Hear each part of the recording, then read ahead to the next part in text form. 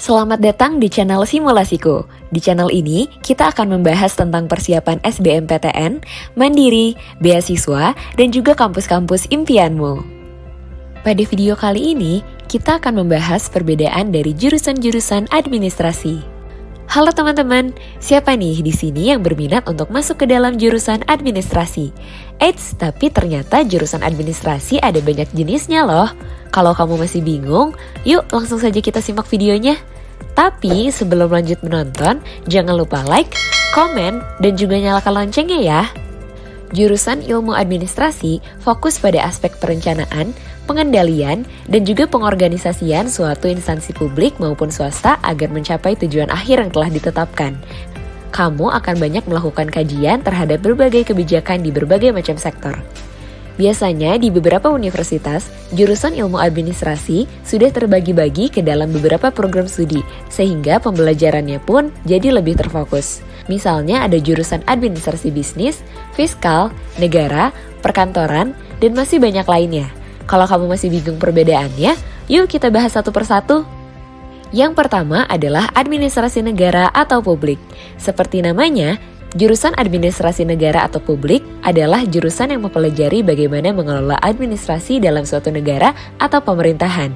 Jurusan ini tidak hanya mempelajari teori, tetapi juga mempelajari bagaimana memanfaatkan kecanggihan teknologi dan komunikasi untuk meneliti, menganalisis, dan mencari solusi seputar masalah implementasi kebijakan.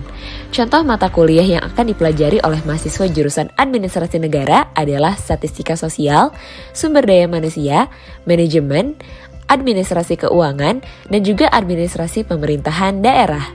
Setelah lulus dari jurusan ini, kamu bisa berkarir sebagai aparat pemerintahan atau pengurus pemerintah pusat atau daerah, staf ataupun anggota legislatif pusat maupun daerah, jurnalis pemerintahan atau politik, dan juga konsultan pemerintahan.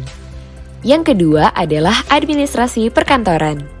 Jurusan administrasi perkantoran akan mempelajari pengetahuan dan keterampilan yang kemudian dibutuhkan untuk menyelesaikan berbagai pekerjaan di suatu organisasi, misalnya sebuah perusahaan ataupun kantor.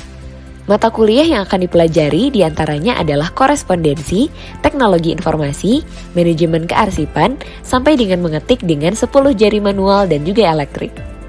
Lulusan dari program studi ini bisa bekerja di berbagai industri sebagai staf administrasi, baik itu untuk produksi, dokumen, dan juga operasional. Kamu juga bisa menjadi resepsionis, personalia, dan juga sekretaris di berbagai lembaga ataupun organisasi pemerintah dan swasta. Yang ketiga adalah jurusan administrasi bisnis. Program studi administrasi bisnis atau yang kerap disebut dengan administrasi niaga akan mengajakmu untuk mempelajari segala sesuatu tentang kegiatan operasional bisnis dan juga perusahaan. Kamu akan mempelajari kegiatan pemasaran, pengelolaan keuangan, pengelolaan personalia, hingga kegiatan produksi. Tidak hanya belajar menjalankan bisnis, kamu juga akan belajar untuk menciptakan sebuah produk sendiri. Di jurusan ini, kamu akan mempelajari perpajakan, hukum bisnis, manajemen pemasaran strategis, strategi dan manajemen perusahaan multinasional, dan juga teknik penyusunan rencana bisnis. Setelah lulus dari jurusan ini, kamu bisa bekerja di berbagai industri, khususnya industri keuangan dan perbankan. Selain itu, kamu juga bisa bekerja di bidang sumber daya manusia, pemasaran, pengembangan bisnis, hingga menjadi wirausahawan. Jurusan yang keempat atau yang terakhir adalah administrasi fiskal. Di jurusan administrasi fiskal, kamu akan mempelajari pengelolaan transaksi keuangan dan anggaran yang masuk dan keluar untuk institusi publik, pemerintahan, pendidikan, dan juga entitas terkait lainnya. Administrasi fiskal khususnya berkaitan dengan penganggaran, pajak, alokasi, dan juga akuntansi perusahaan publik. Bidang administrasi fiskal biasanya membantu pemerintah dalam mencapai tujuan kebijakan fiskal, yaitu dalam mempengaruhi permintaan agregat dalam perekonomian. Dalam jurusan ini, kamu akan mempelajari pengantar ilmu hukum, akuntansi keuangan, pengantar pajak, akuntansi biaya, dan masih banyak lainnya. Lulusan dari jurusan ini memiliki peluang berkarir di Kementerian Keuangan dan juga Ditjen Pajak. Selain itu, kamu juga bisa berwirausaha sebagai konsultan pajak. Wah, keempat jurusan yang namanya mirip-mirip tersebut ternyata memiliki perbedaannya masing-masing ya. Gimana? Apakah kamu tertarik untuk berkuliah di salah satunya? Semoga cita-citamu tercapai ya teman-teman. Tetap semangat!